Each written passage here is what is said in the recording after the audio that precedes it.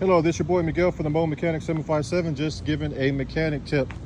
Working on a customer starter, and people want to know if your air filter is bad. Every time you get an oil change, have your air filter changed. But one of the easiest way to know if your air filter is good or bad or happy or sad, you hold it up to the light.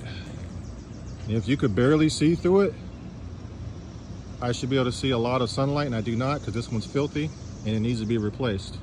But if you hold it up, even if it looks clean like that, that's the other side. But if you hold it up and you can see the sun very well, you don't see a bunch of debris, the filter is good. Always change your air filter when you change your oil. That's how your vehicle breathes. It will affect your gas mileage and how the vehicle actually runs. This is just a mobile mechanic tip. I just want to help people. If you like this video, please like, subscribe, and share. And please leave positive, helpful comments. Thank you.